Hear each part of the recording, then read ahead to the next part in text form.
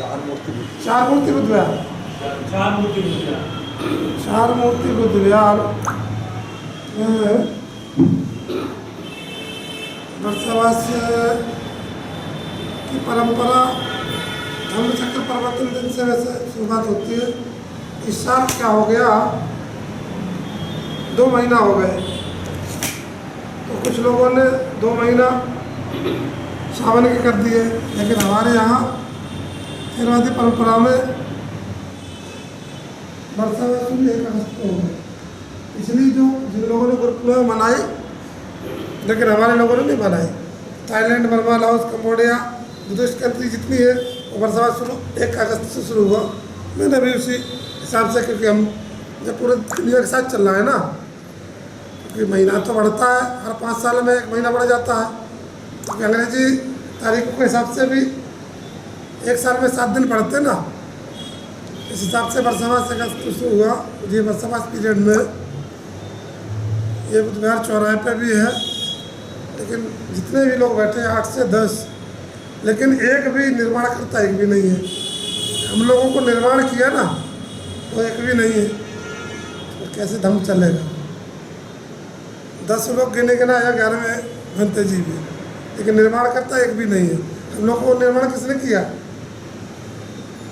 किसके पेट में हम सवार है हम लोग सब, एक भी नहीं हमारे साथ।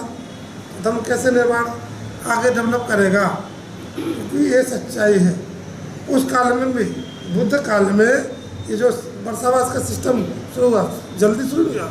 कई साल के बाद तथागत बुद्ध ने ये देखा कि भक्ति लोग जाते हैं, घास कूड़ा है, रोड नहीं है, नदी नाले हैं, बारिश ज़्यादा होती थी। तथागत ने कहा, बैठ के सभी भक्त लोग को बुलाया, 90 दिन कहीं नहीं जाना है। आषाढ़ी पूर्णिमा से लेके और जो दशहरा आता है उस पूर्णिमा तक आप एक जगह रहेंगे। इसके बाद 1 महीना वहाँ जो लोग आपको भोजन दान दिए, धर्म सीख के, वो आपको चीवर दान देंगे। इसके बाद आप पूरे देश में कहीं भी घूमें। तो समझना इस बात को है, जो धर्म की परंपरा शुरुआत तथागत ने की है, उसमें वैज्ञानिकता आधार कितने % है। मैंने क्यों कहा मोमबत्ती जलाना हो तो जला दो, उसका कोई हमारे वहाँ इतनी लाइट जल रही ना, लाइट का मतलब ज्ञान से है। ये लाइट तो यहाँ की लाइट नहीं जलेगी, ये लाइट कुछ प्रकाश नहीं देगी। तो पूरी दुनिया में आज बुद्ध के धर्म के बारे सब लोग डरे हुए। अब एक आपके पास वीडियो आया ना हो, भारत के हिंदू बाबा ने बोल ही दिया, इस्लाम का खतरा नहीं है, बौद्धों से खतरा। बाबा बोला, बड़ा जबरदस्त बोला, वीडियो आया हुआ है। तो सोचना इस बात को है कि हमारे पूर्वज भी बोलते, हम इस देश के राजा थे, इस देश के मूल निवासी थे, लेकिन हमें जिस धूर्त ने भगवान बनाया, मूर्ख लोग पूजा कर रहे हैं। ऐसा मैं नहीं कह रहा हूँ, ऐसा आप पेरियर रामास्वामी नहीं करने, उनकी मूर्तियों को नीचे लिखा है। 15 सवाल किए थे, तथागत बुद्ध ने इस पर कुछ बोला नहीं। 64 प्रकार के मिथ्या जो क्वेश्चन किए, बुद्ध ने इस पर कुछ उत्तर ही नहीं दिया, क्योंकि ये निरर्थक बात। बुद्ध ने कहा आर्य अष्टांगिक मार्ग, वो 4 आर्य सत्य, इस पे जीवन जीना है, इस पे चलना है तो शुद्ध हो जाओगे। लोगों ने ये भी पूछा भगवान बुद्ध से मरने के बाद रहते कि नहीं रहते। बुद्ध ने शांति के साथ कुछ भी उत्तर नहीं दिया। लौट के उन्हीं से पूछा, इससे तुम्हारा जीवन मंगल होगा, कल्याण होगा? नहीं, तो फिर ये क्वेश्चन तुम्हारे लायक जीवन में तुम्हारा उत्तर कैसे, मुक्ति का मार्ग क्या है?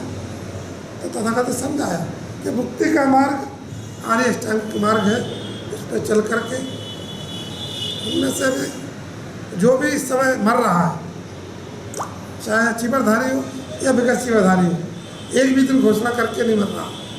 तो मैं ये कह सकता हूँ, चीवर पहन ले या नहीं पहने तो किसी काम का नहीं, क्योंकि अगर उस मार्ग पे नहीं चल रहे जिसमें तथागत स्वयं चले, उन्होंने कहा मैं अच्छा मार्ग बता रहा हूँ और मैं 90 दिन की घोषणा करके जा रहा हूँ दुनिया छोड़ के शरीर को। कहाँ घोषणा की थी? वैशाली में 90 दिन पहले निर्धारित जगह कर दी थी कि फला जगह इस शरीर को छोड़ दूंगा।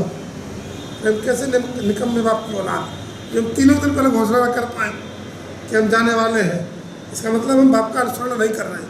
ऐसा मैं क्यों कह रहा हूँ कि इस धरती पे, इस मिट्टी पे बुद्ध जन्मे पले बड़े, किसको ज्ञान दिया और दुनिया उस मार्ग पर चल रही। 56 देश आए, बुद्ध के मार्ग पर चल रहा हूँ, कैसी संतान है। इसका मतलब कहीं ना कहीं हम विकृत हुए। ये नहीं सोच रहे जो लोग इस देश पे आज कब्जा करके बैठे हैं वो लोग हमारा पतन करने वाले हैं। एक शायद आप मोबाइल पे देख रहे हो, नया ट्रैक चल रहा है यूनिफॉर्म सिविल कोड, सुना है? नहीं सुना है? यूनिफॉर्म सिविल कोड का मतलब क्या है? What is the uniform civil code? इसका मतलब है संविधान जहाँ का तारा कर नया कानून लागू कर दो देश में, जो तुम्हें अधिकार बढ़िया कपड़े पहनने के मिले हुए ना। यूनिफॉर्म सिविल कोड के पीछे मनुस्मृति बैठी है, उनका कोई संविधान नहीं है, मनुस्मृति। यूनिफॉर्म सिविल कोड को सही अध्ययन करेंगे तो उनको अधिकार मिलेंगे जो ऊपर के तीनों लोग, बाकी लोग जीरो घटा जीव कर देंगे। लेकिन हमारे लोग, अभी ये महीना चल रहा है ना, रंग बिरंगे लोग जाते हैं बोल बम करके। अभी 12 मरे थे, अभी कुछ दिन पहले मेरठ में इतने लोग मर जाते हैं। और अभी बरेली की घटना शायद कितने लोग जानते हैं? बरेली घटना किसी लोग सुनी कि नहीं थी? नेट पर तो देखी होगी। बरेली में जो घटना हुई, जैसे ये रास्ता है, इस बीच के रास्ते से एक रोड था, उस रोड पे कभी ये लोग नहीं गए, तो इन लोगों ने कहा नहीं हम तो इसी रास्ते से जाएंगे। जब ये आड़ गए, लेकिन उस रास्ते पे मस्जिद थी, 2 मुस्लिम रास्ता था, तो एसपी को बुलाया गया। एसपी प्रभाकर चौधरी साहब थे, युवा है और बहुत क्रांतिकारी है और ईमानदारी में रिकॉर्ड है इंडिया में अभी तक। एसपी IPS में आए, उन्होंने कहा ठीक है आपको इस रास्ते से भेज दें। इस्लाम वालों को बुलाया, आपको आपत्ति है? बोले साहब इतनी आपत्ति है, नारे न लगाए और डीजे न बजाए घूम जाए। इनकी बात स्वीकार है तुम्हें? बोले ठीक। थोड़े आगे चले तो पीने वाले गंजेड़ी तो यही हरदम किया। एसपी तो आगे बैठा था, पुलिस ने कहा सर क्या करूँ, लाठी चार्ज कर दो। मार लाठी उड़ा दिए कबाड़ियों को। तो सब बड़े बड़े मोबाइल रख के वीडियो बनाया, पुलिस खूब तोड़ डाले कबाड़ी को। अब योगी फूल बरसा रहा, एसपी लाठी पड़वा रहा। लेकिन उसने कहा संविधान के तहत जीना है भारत में, IPS हूँ, किसी के आगे झुकता नहीं हूँ। नेता कभी उसके आपस में कुछ हलाक के बात कर नहीं सकता, वो रास्ता भाग जाओ, मैं IPS हूँ, तुम कुछ नहीं कर सकते। ज़्यादा ट्रांसफर, ये इतिहास है 8 साल में 18 ट्रांसफर। अभी यूपी में किसी भी अफसर के नहीं हुए। 8 साल में 18 ट्रांसफर हो चुके। 1 साल केवल मेरठ में टिके, बाकी के 4 महीने, 6 महीने, 8 महीने। वाराणसी जैसे शहर में 9 महीने रह पाए, जबकि छोटी गलियों में प्रभाकर साइकिल से गए, वहाँ लोगों के पास चाय पी, जब चले गए तब लोगों को पता लगा कौन थे एसपी साहब।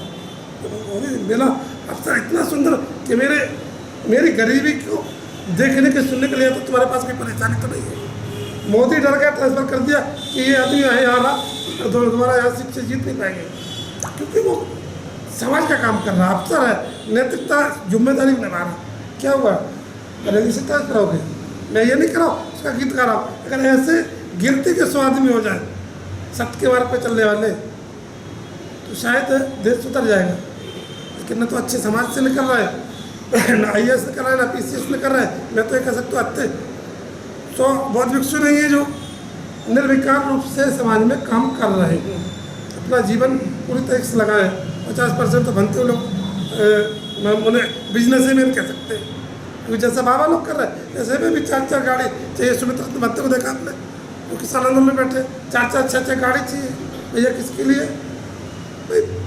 जब हमारी उपसंपदा होती है, हाई ऑर्डिनेशन जिसको बोलते हैं ना, उसमें केवल पात्र और चीवर होता है। अष्ट परिष्कार जिसको बोलते हैं ना, पानी छानने का कपड़ा से लेके उसका तो वहाँ कुछ बुद्ध ने वैज्ञानिक धर्म दिया, यानी इस शरीर को, काया को एक क्षण की निरीक्षण करने के लिए दम दिया। और हम क्या कर रहे हैं, इसमें लगे एक कबाड़ा जमा करने में। ये कबाड़ा कोई लेके जाएगा? ये बॉडी की जब हमें सच्चाई पता नहीं है तो बिल्डिंग मटेरियल, बौद्ध विहार, अभी हम जहाँ रह रहे हैं नंद भी जा चुके हैं, आप भी गए हैं, उससे बुद्धविहार का GDA हाईकोर्ट ले गए, कोई बात नहीं, हमें कोई लेना देना नहीं। बुद्धविहार जहाँ खड़ा एक कमरा बन गया, छप्पर के नीचे बने रहो बुद्धविहार। लेकिन हमें कब आप फोन कर रहे हैं, मैं गाँव में इसलिए समझा रहा हूँ कि होश में हो जाए तो 2024 के बाद तुम्हें कुछ अधिकार नहीं बचेगा। अगर इनने अपनी मर्जी यूनिफॉर्म सिविल कोड भी पास कर लिया ना, तो संविधान के ऊपर एक नया कानून लागू करते हो तो तुम मारे जाओगे। जो मणिपुर में घटना हो रही ना, एक साजिश है, RNS बीजेपी की साजिश है। हमारा देश का प्रधानमंत्री मणिपुर में जा नहीं रहा, जबकि भाजपा की सरकार है। जो राहुल गांधी जाते तो उसको कहते ये राजनीति करने जा रहे। सोचना समझना। यहाँ भी नागलोई में क्या हुआ आपने देखा भी होगा, वीडियो आते भी हैं। सोचो क्या RNS की सोच है। ये बोलते हैं इस्लाम की बात, लेकिन सारा का सारा दारमदार हमारे ऊपर है, क्योंकि उन्हें दिखाई दे रहा है ये लोग बढ़ रहे हैं। इसका जीता जागता उदाहरण महाराष्ट्र के अंदर हर तीसरा डॉक्टर बौद्ध है।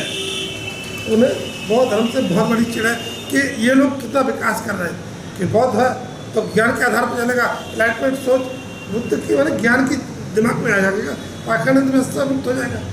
उन्हें इस्लाम का डर नहीं, तो जानता है अल्लाह को मानता है, जन्नत जहन्नत ये भी स्वर्ग नरक जैसा है, लेकिन उसके आड़ में इनको अधिकार समाप्त करना। बुद्ध जिस चीज़ को समता, स्वतंत्रता, बंधुता, न्याय की 2600 साल पहले बात किए, उस संविधान में बाबा साहब ने दे दिया सब चीज़। जय भीम बोलने वालों को यह पता नहीं है कि हमें जय भीम का मतलब ही समता, स्वतंत्रता, बंधुता और न्याय अगर जान गए, और हम भी वही कर रहे हैं। दूसरा जो कर रहा अरे मैं बड़ा हूँ ये छोटा, तो इसका मतलब न तो बाबा साहब को समझ रहे हैं न बुद्ध को समझ रहे हैं। भाई पत्रिका तो अलग ही बात है, लेकिन समझ रहे इस बात को कि आज हम किस दिशा में चल रहे हैं और हमारी दशा क्या है। बुद्ध का धम्म जानने के लिए पल पल इस शरीर की काया की जानकारी होगी, तब लोगों के प्रति जो ईर्षा अहंकार अपने आप समाप्त हो जाएगा। लोग क्या कर रहे हैं, कोई बात नहीं, आप भी काम कर रहे हैं ना।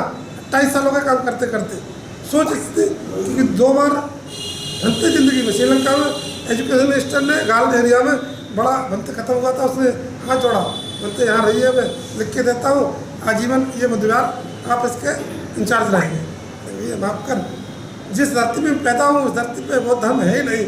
हम यूपी में पैदा हुए, उसमें काम करना है, वहाँ के लिए जीना है। क्या बोल रहा है शिक्षा मंत्री श्रीलंका का, आपके मन में तो राग है। मैंने कहा राग नहीं, उन लोगों के प्रति संवेदना है। जिस माँ ने पैदा किया, जिस मिट्टी में पैदा हुआ, वो लोगों को अगर मुक्ति का थोड़ा मार्ग मिल जाए वो भी मुक्त हो जाएंगे। अच्छे मार्ग पर चलेंगे तो जीवन आने वाली पीढ़ियाँ भी मुक्त हो जाएंगी। लंदन में रहे, इंग्लैंड में भी 10 करोड़ का मतदान नाम करने के लिए सोने का पिंजरा हाथ जोड़ के प्रार्थना मुझे नहीं चाहिए, क्योंकि इसमें तो सोने के पिंजरे में जैसे तोता को रोटी खाता, 2 रोटी खाओ और राधे श्याम वही कहते रहो। मुझे मैंने कभी नहीं इधर, क्योंकि वहाँ केवल शनिवार को, संडे और सैटरडे को लोग आते, बाकी तो कोई लेना देना नहीं। आप नौकर आएगा, खाना बनाया तो खा लो, आराम चुपचाप रहो। कहीं जाना है तो फ़ोन करो, गाड़ी खड़ी, ड्राइवर आएगा आपको घुमा देगा। मैंने कहा मैं यूपी में काम करूँगा। बोधगया में 6 साल रह के आया, महाराष्ट्र, गुजरात, सब जगह देखा। जहाँ सुधरा सबसे ज़्यादा बिगड़ा हुआ इलाका अगर है तो उत्तर प्रदेश है।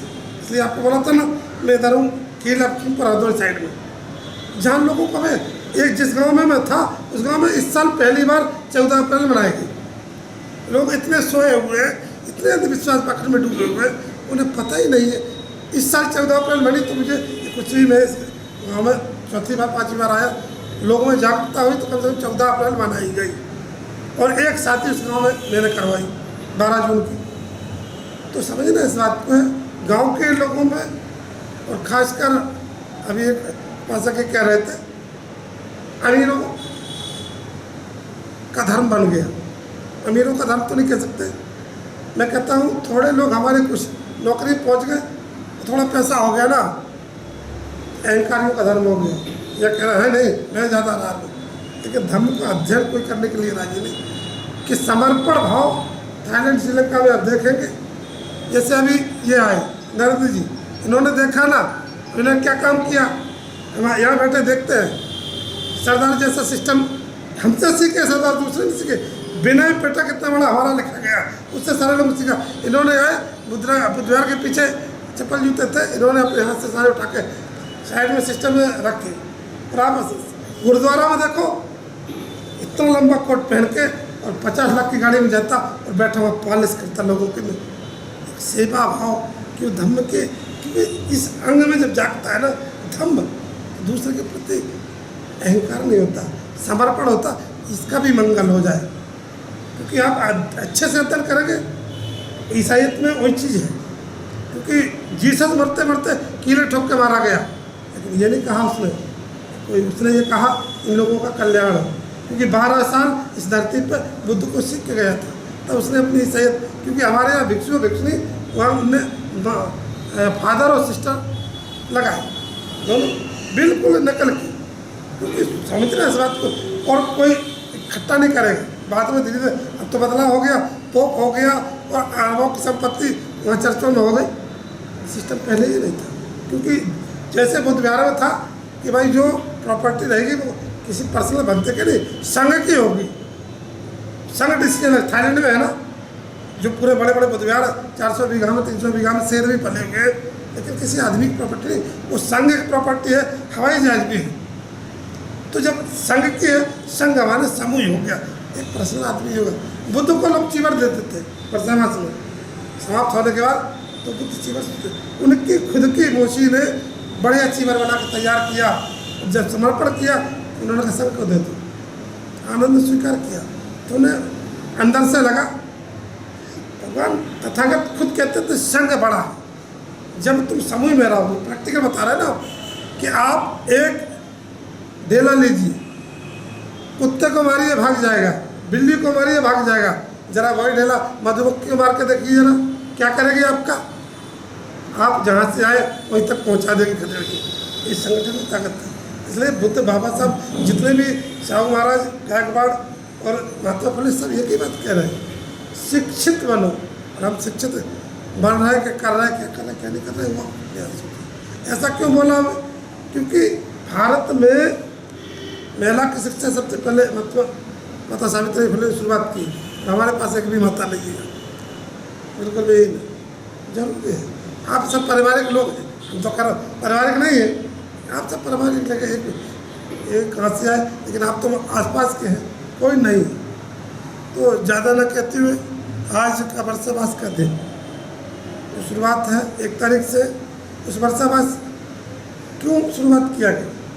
क्योंकि जिस एरिया में बुद्ध विहार है वहाँ कोई भी भक्त को आप निमंत्रण देंगे, वहाँ बनते रहेंगे, तो धम्म सिखाएंगे, ध्यान साधना सिखाएंगे।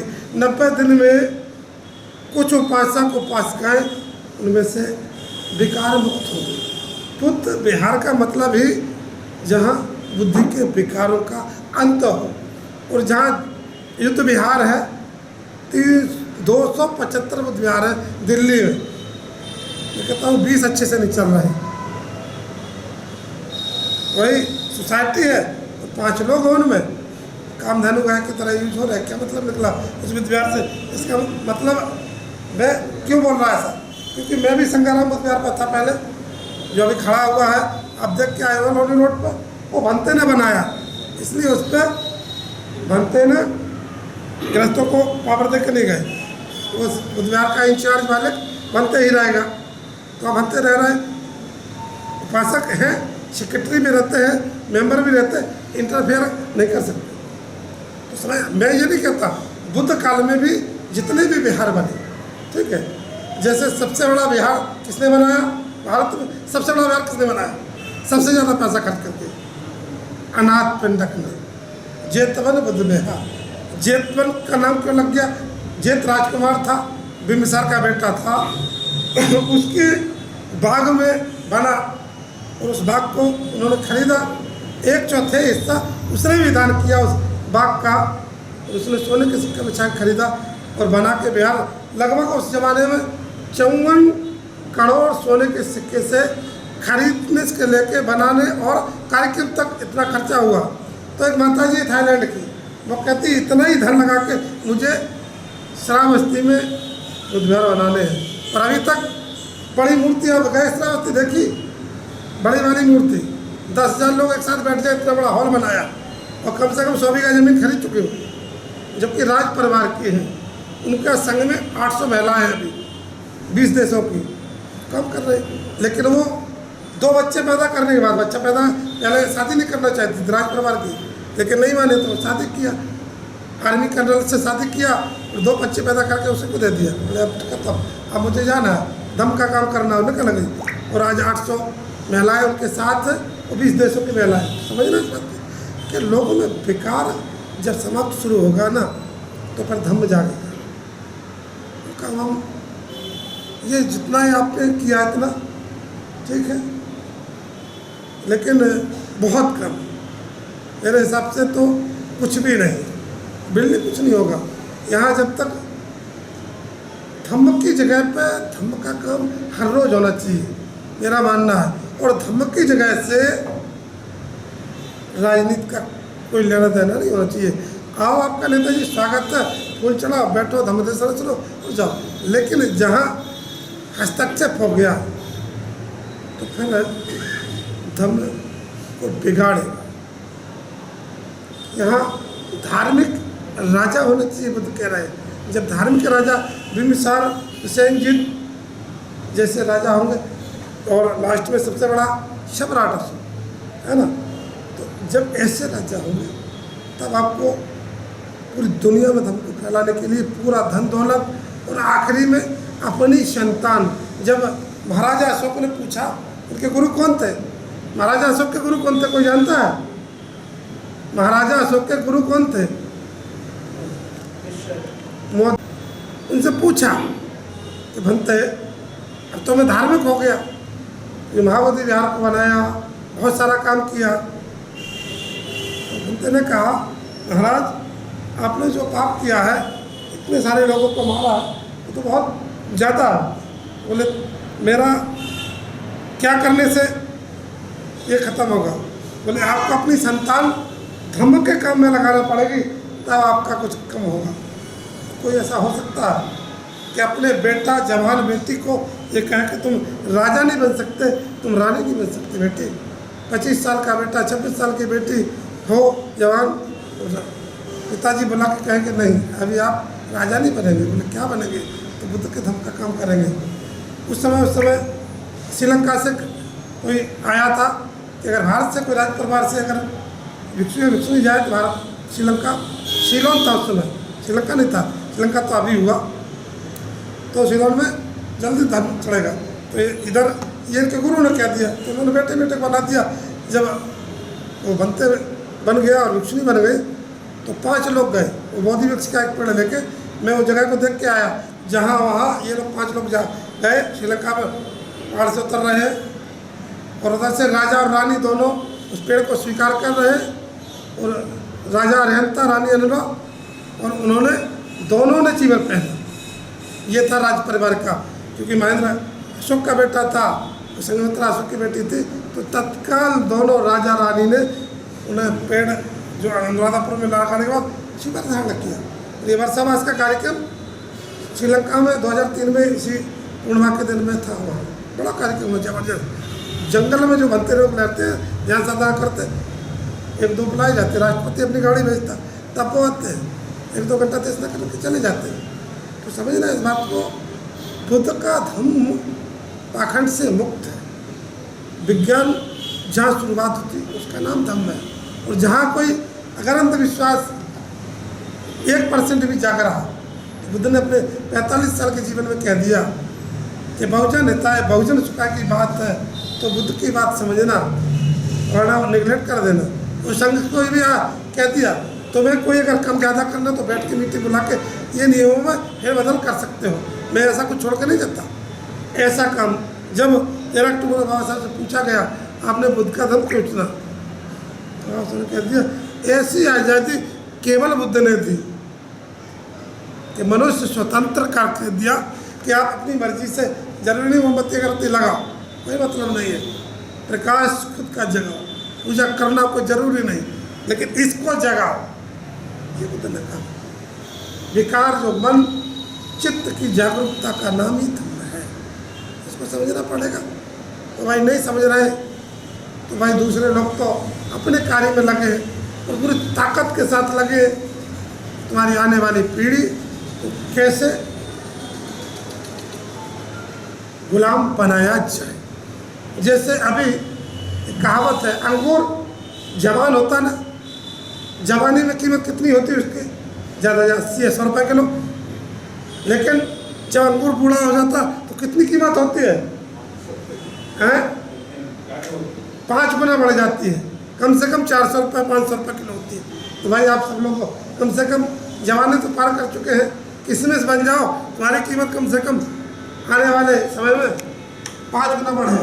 कि आप ज़्यादा से ज़्यादा रिटायरमेंट वाले हैं, 1 2 3 4 5 6 रिटायरमेंट। अगर आपने कम से कम एक आदमी 10 परिवार का सुधार दिए तो मैं समझता हूँ कि कीमत कम नहीं है। हमको सीखने अगर 10 परिवार सुधार दिए, समझ जाने से पहले मन में शांति होगी तो मैं तो जा रहा हूँ, लेकिन 10 परिवार के लोग कम से कम अंधविश्वास पाखंड से मुक्त हो गए, बुद्ध के धर्म के मार्ग पर चल रहे हैं। ये सबके लिए है, आप सबके लिए। ज़्यादा जितने लोग हैं उतने मेहनत से जितना टाइम मिलता है, आप लोग नौकरी से फ्री है, देहात में भी जा सकते हैं, अपने रिश्तेदारी भी जा सकते हैं, बैठ के समझाइए। शिक्षा का वही हिसाब जरूरी नहीं, बुद्ध ने कहीं यूनिवर्सिटी कॉलेज नहीं खोला कहीं, लेकिन धर्म का प्रचार किया, जन में जागरूक किया कि आप अंधविश्वास पाखंड से मुक्त हो जाइए। ये जो है कहीं पैदा नहीं हुआ, जिन लोगों ने बनाया तो पैदा ही नहीं हुआ। तो ये समझना पड़ेगा,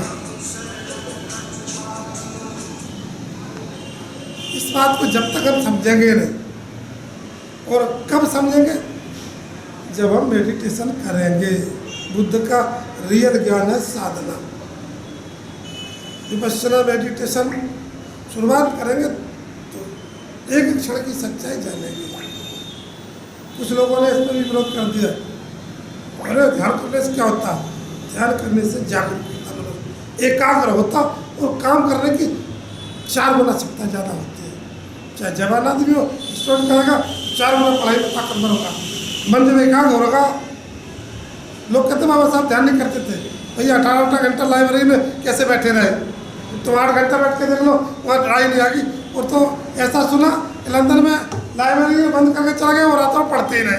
उनका कितना बड़ा ध्यानी आदमी था, जो लाइब्रेरी से बाहर ही निकला, सवेरा खोला तो ये आदमी पढ़ा अध्ययन कर रहा है, कितना बड़ा ध्यानी था। एकाग्र हो जाना, अपने जिस लगन में चित्त को एक जगह विलीन करना। ये पता चला जो मांस का लोथड़ा तो यहाँ रखा और हम घर में देख रहे हैं क्या हो रहा, सब्जी बनी कि रोटी बनी, लोग सब्जी कौन लेने गया, ये तो यहाँ बैठा, चित्त तो भागा हुआ पड़ा हुआ। कब एकाग्र होगा, जब मन हमारा और एक चित्त में काम करेगा। तो बुद्ध का धर्म है अपने आप को शुद्ध करना, परिशुद्धि का नाम ही बुद्ध का धर्म है। तो ज़्यादा ना कहते हुए हमको जाना भी है, क्योंकि हमारा टिकट है शाम को रीवा से इलाहाबाद जाना है। जितने लोगों ने सुना, आप सब लोगों का मंगल हो, कल्याण हो। बाबा तू सब मंगल रखा, तो सब देवता सब दान हो, सब धर्म हो।